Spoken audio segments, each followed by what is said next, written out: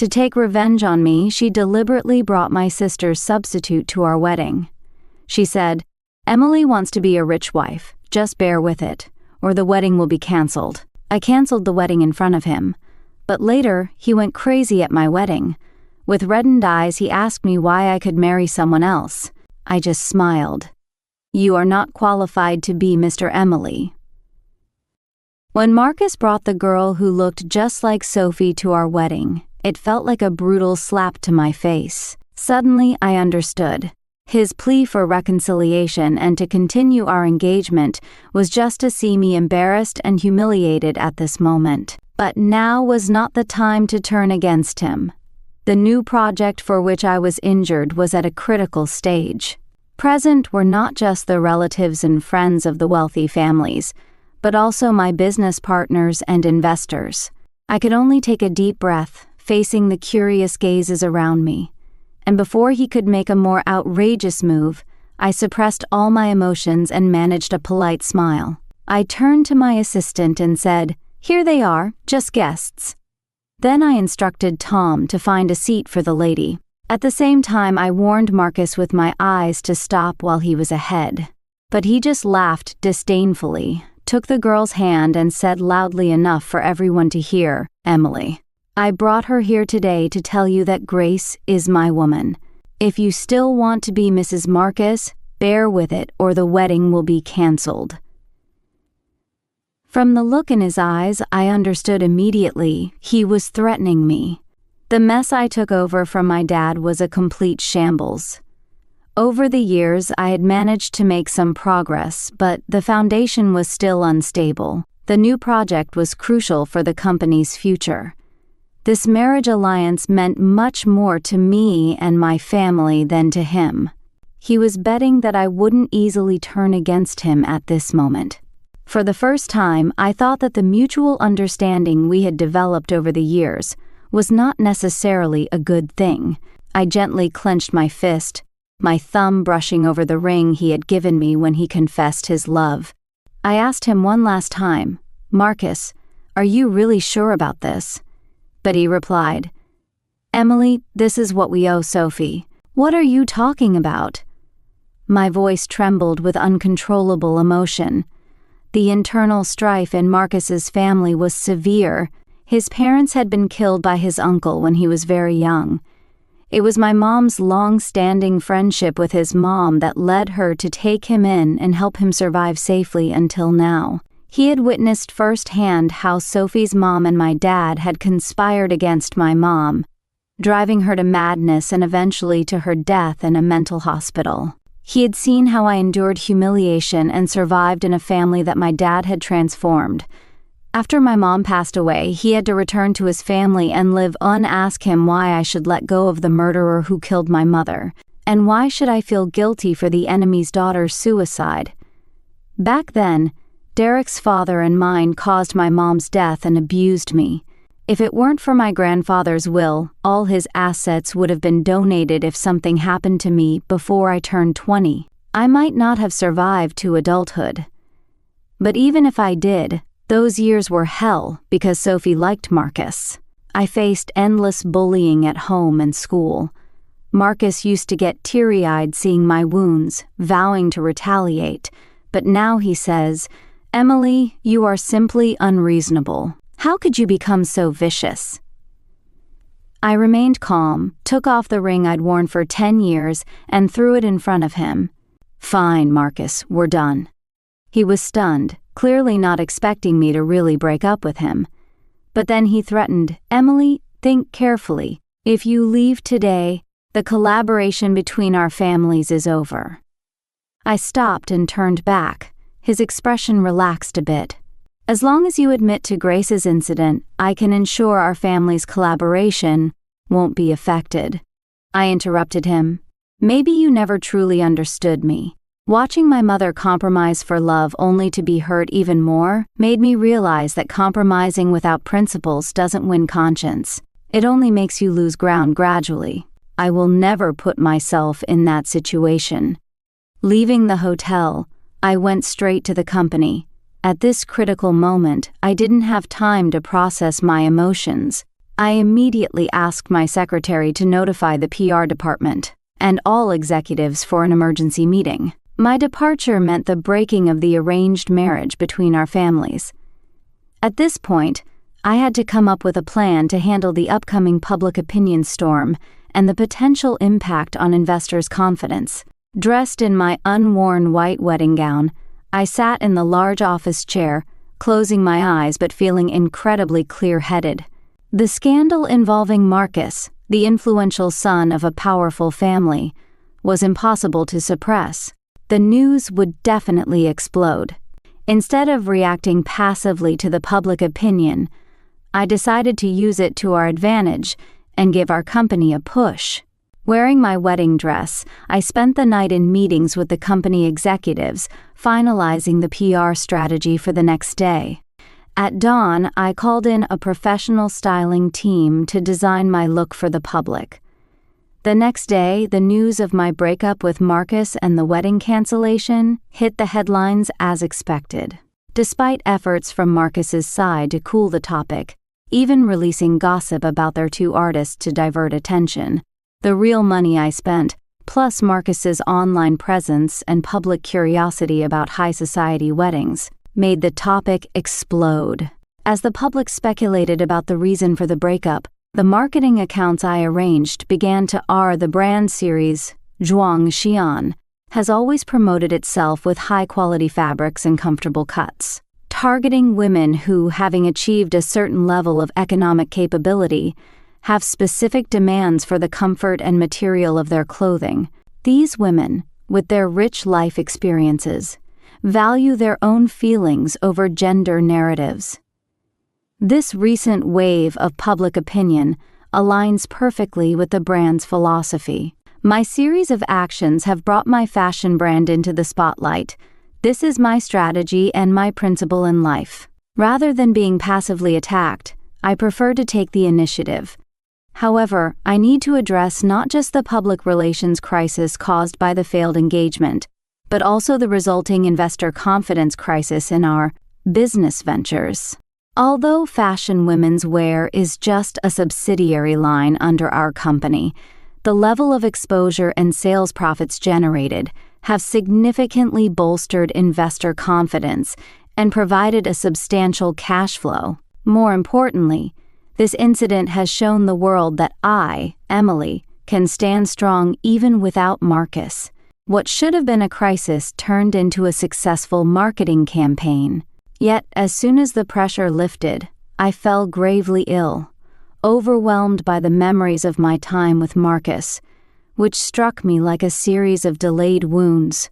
"I thought you didn't care," said Luna, sitting by my bedside with a teasing look when I woke up in my estate in Tuscany.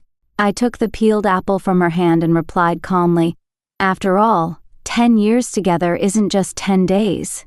And besides, didn't you also like Marcus back then?"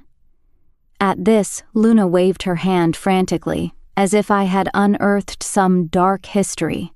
"Don't mention it. Just thinking about how I used to compete with you over a stupid man makes me want to go back in time and strangle myself. But honestly," she squinted at me, "I thought you would never forgive Marcus after he fell out with you over Sophie. Once unfaithful, never again." After Sophie attempted suicide, Marcus used all his connections to get Sophie out of the mental hospital, only for me to turn the tables on him. I had my father's enemies exploit a security loophole during her transfer, and she was kidnapped. By the time Marcus rescued Sophie from her captors, she had been tortured to the point of insanity. This incident led to the biggest argument Marcus and I ever had since we met. Given my personality, I shouldn't have given Marcus any more chances.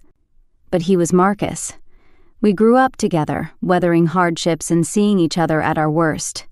We were once trusted family, allies in adversity, and later, lovers. When I was injured and unconscious, he prayed fervently at the temple for my safety, using his injured forehead to press against my hand, begging me not to leave him alone. I always thought we were inseparable, so when he sought reconciliation, I gave him another chance. But this was the last chance I could give him. I said softly. This illness came like a storm after a clean break, but it passed quickly. By the time I returned to the States, the media frenzy about Marcus and me had died down.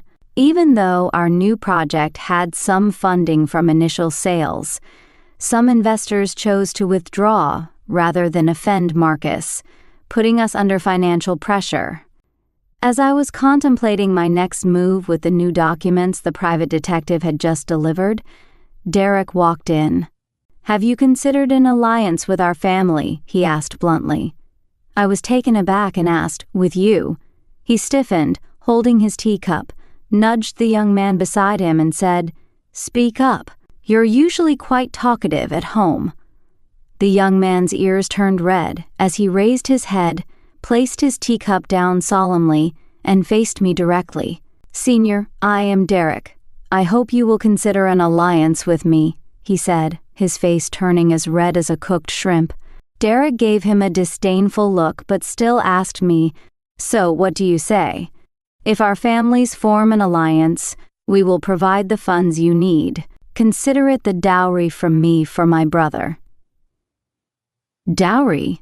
I glanced at Derek, found an excuse to have my assistant take him out, and then asked Derek, "Are you serious?" Derek's face turned serious as he said, "Back then, when my father almost forced me to marry an old man to elevate an illegitimate child, you helped me despite our past grudges. I owe you a favor." "And your brother likes you," Derek shrugged.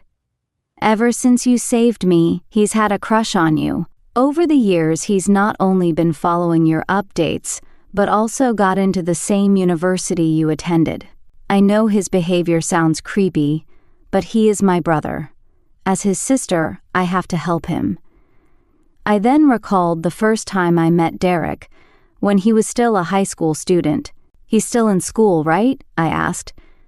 "He graduated with a master's degree this year, so don't worry," Derek replied. When I reached the legal age for marriage, I was leaving the office building after work in the afternoon and waiting for the driver when I noticed Derek, dressed in a black hoodie, squatting by the flower bed. Despite his nearly 6'2" height and striking features, he was hard to miss even while crouching there. When he saw me, Derek's eyes suddenly lit up, and his whole demeanor changed from that of a disinterested lone wolf to a loyal dog waiting for its owner.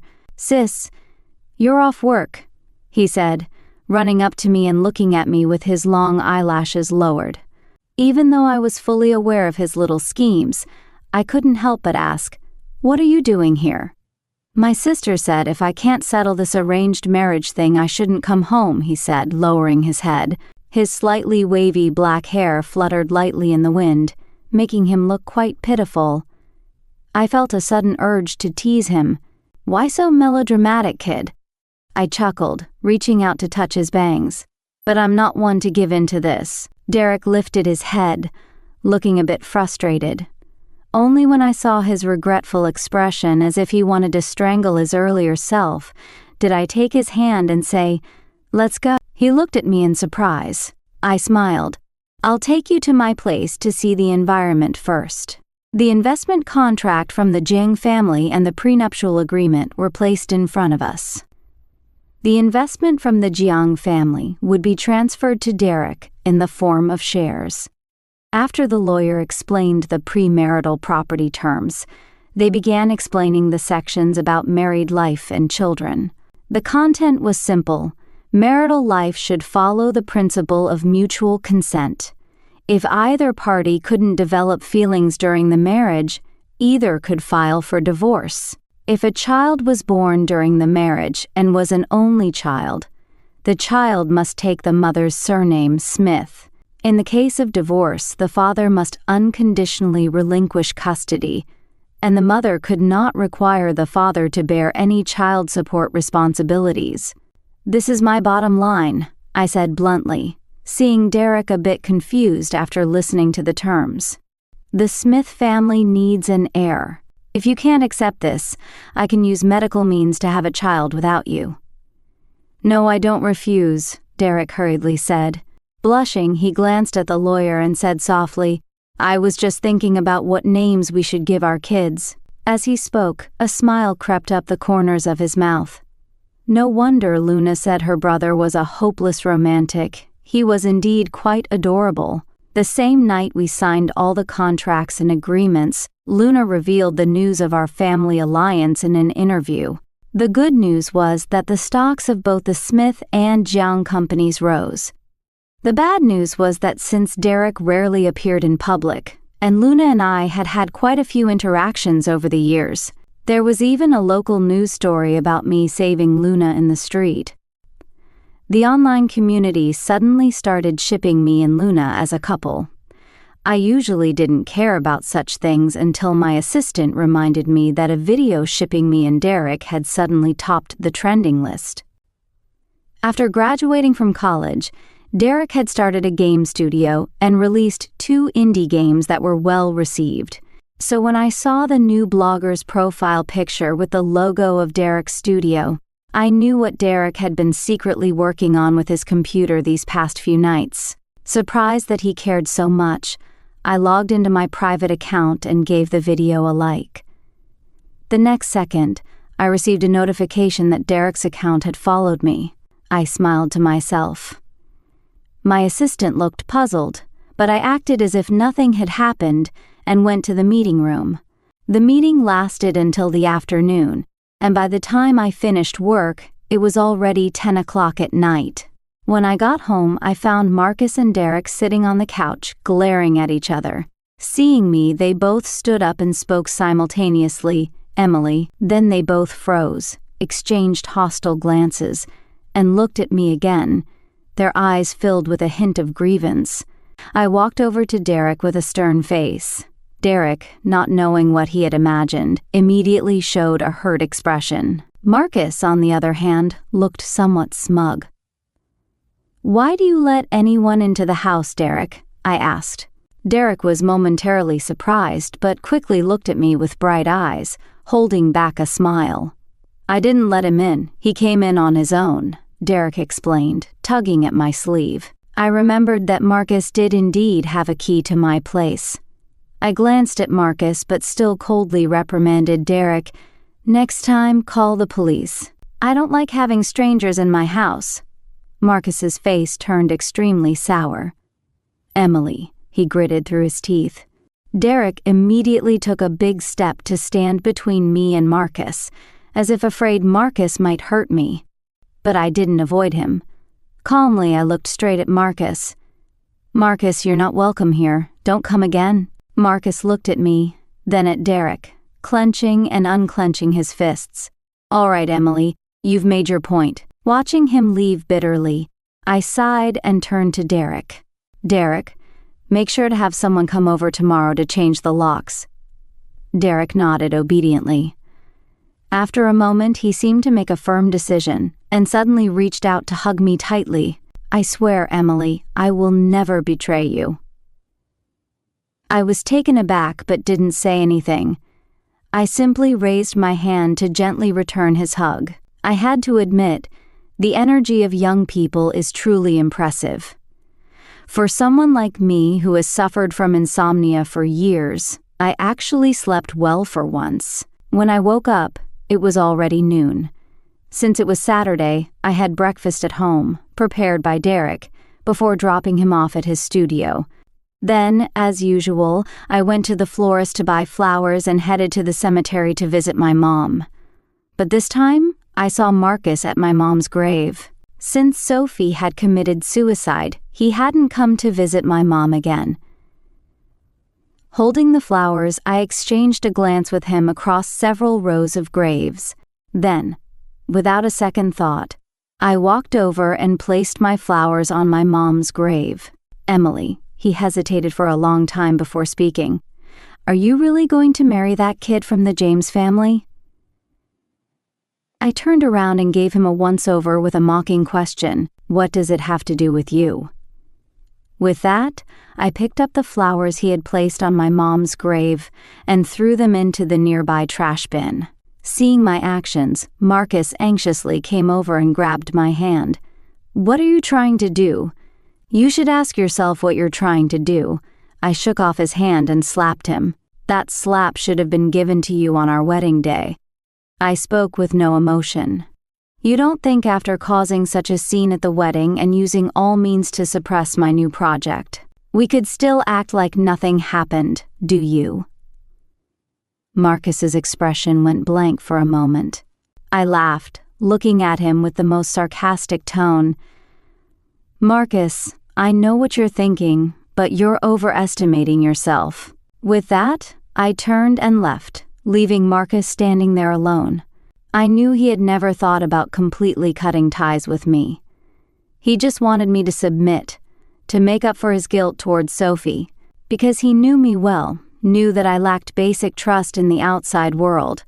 Except for those I grew up with, it was hard for me to invest such feelings in another person, but he didn't understand that love was never something indispensable to me. I would never let anyone use my feelings to hurt me. My wedding with Derek was grand. Maybe to help me vent my anger, Luna spent a lot of money to book the city's landmark billboards to celebrate our wedding. Derek even personally arranged a drone show before the wedding started. He even edited our wedding opening video, determined to surpass his sister and make it to the top of the trending list. His studio employees were very supportive, saying their boss had poured all his years of editing and game PV skills into this masterpiece. Luna scoffed but then pushed the video to the trending ad spot, letting her brother experience what real power meant. Derek glanced at the comments under the trending topic and proudly came over to me. Look, the netizens say we're a perfect match.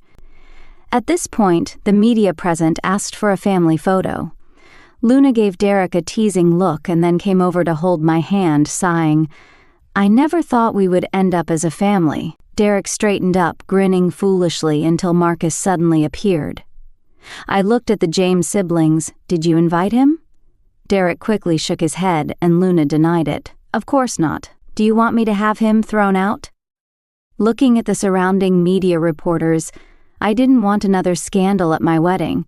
Besides, some things needed to be settled.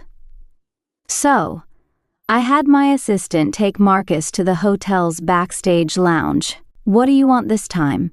I asked, sitting on the lounge sofa in my wedding dress.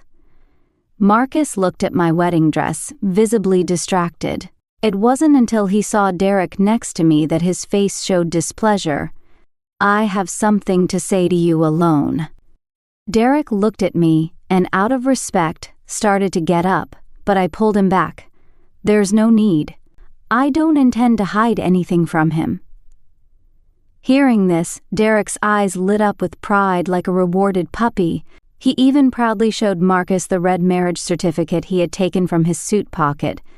Who carries their marriage certificate around, I thought, but seeing his proud little face, I couldn't help but find it a bit cute. So I went along with it. As you can see, Derek and I are now legally married. Say what you want to say, or leave. Impossible, Marcus muttered, staring at the marriage certificate with our photo. You can't possibly marry someone else. No. Derek calmly put away the certificate, ignoring Marcus's increasingly grim expression. Strictly speaking, she married Emily. Emily? Marcus looked at me sharply. You're doing this on purpose, aren't you? You just want to piss me off. You know I never wanted to really separate from you. Marcus, I interrupted him. I told you, you overestimate yourself. What makes you think? After everything you did, you think I'd still be with you. But when you were 17, you promised me that you would only marry me in the future, she said unwillingly. You also said you would never betray me. My tone was calm. But in the end, didn't you still betray our vow and fall in love with Sophie? No, I didn't. I just couldn't let go of the guilt towards Sophie and couldn't hide my dominance. So you wanted to use Sophie as an excuse to suppress me. I bluntly stated his thoughts. Marcus, I know you very well. Your heart drifted away because of Sophie, and you also truly wanted to suppress me. Emily, don't deny it. I smiled. Actually, I figured it out during my time abroad for treatment.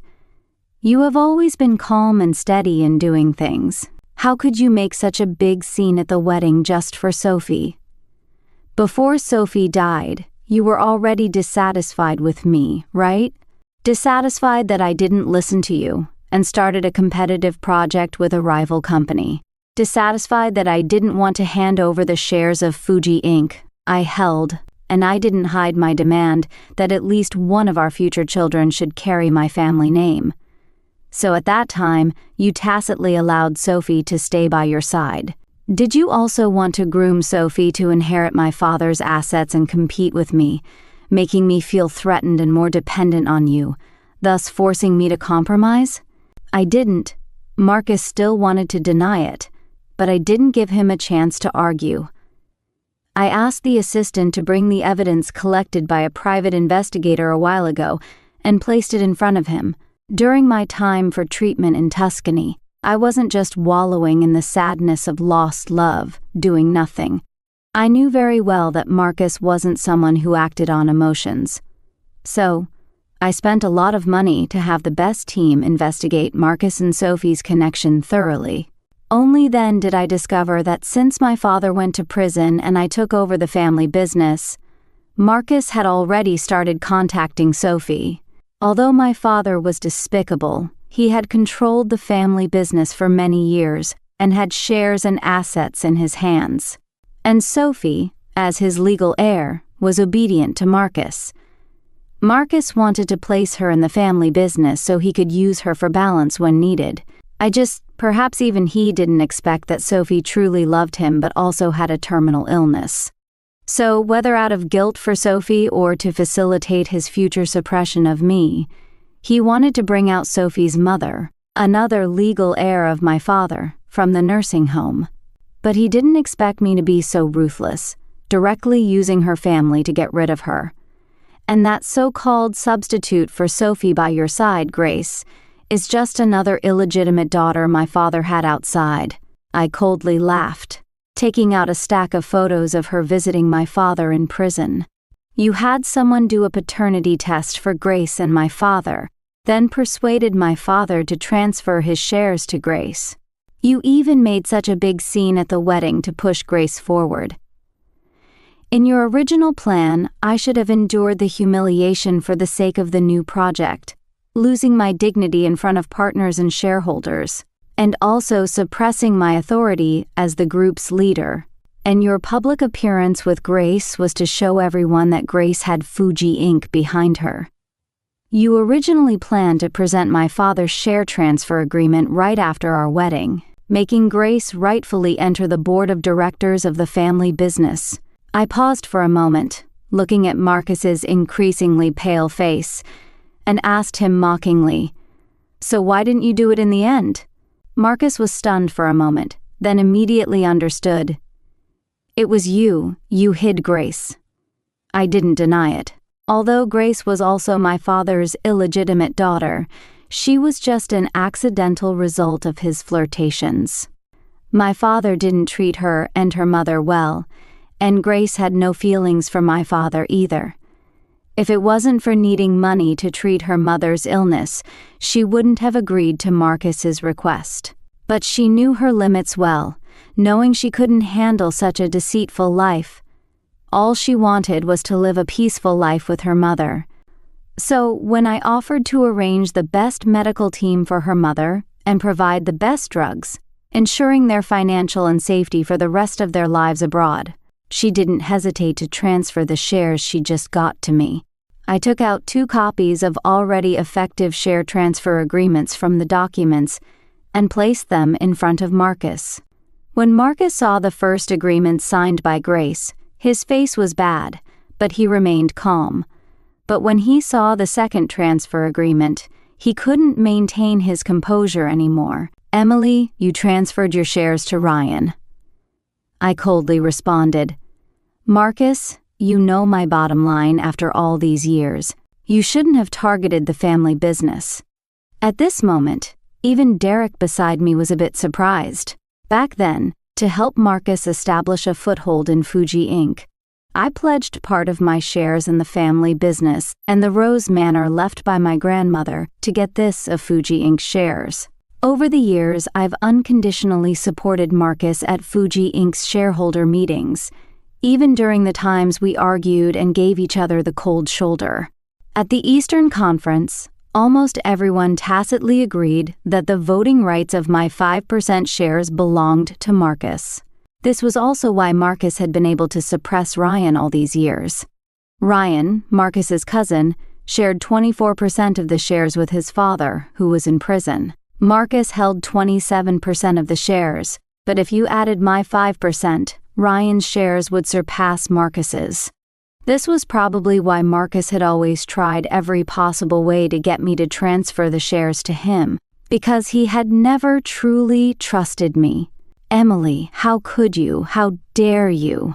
Marcus clutched the copy of the transfer agreement, his eyes red with rage. After all these years of our relationship, how can you do this to me? Seeing Marcus's sudden emotional outburst, Derek instinctively stood up to shield me. However, his action only provoked Marcus further. Marcus lunged forward, pushing Derek aside and raising his hand to hit me, but he froze when he saw the scar on my hand. Instead, I was the one who slapped him first. Emily. He stared at my hand, tears in his eyes. Following his gaze, I looked at the scar on my hand and sneered, Marcus. It's not that I haven't lowered my head for you. It's you who betrayed me first. When your family was controlled by your uncle, you faced life-threatening dangers several times. To save your life, I knelt before our rivals and had 2 of my knuckles broken by them, only to secure your safety. Emily, Marcus suddenly slumped. I was wrong. We shouldn't have ended up like this. I never loved Sophie.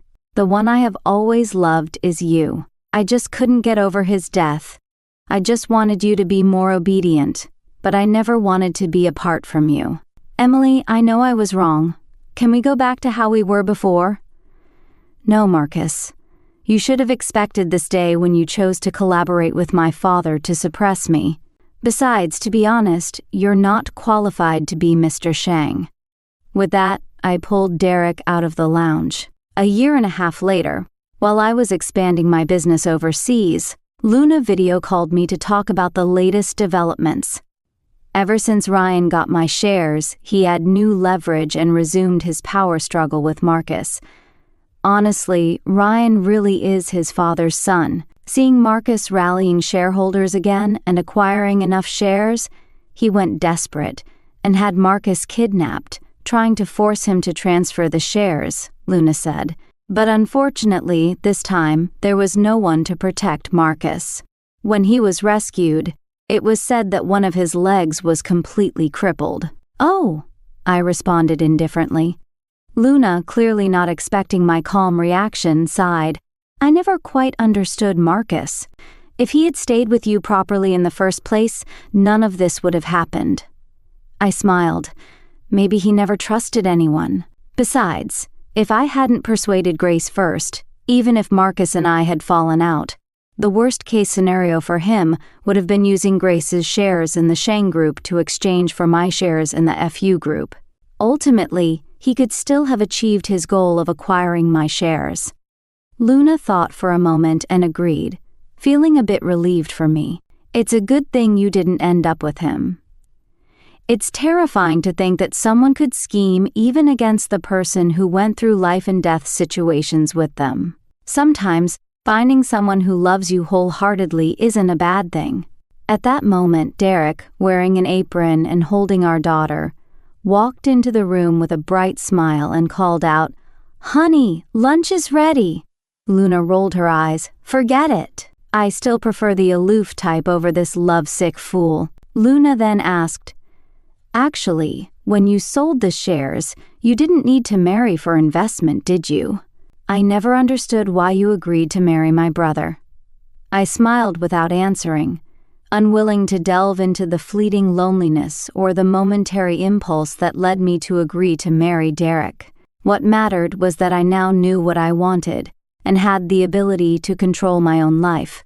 I could accept and reciprocate this love and take responsibility for my choices. After saying goodbye to Luna, I once again deleted the unread messages from Marcus and turned back to Derek with a smile. "What's for lunch today?"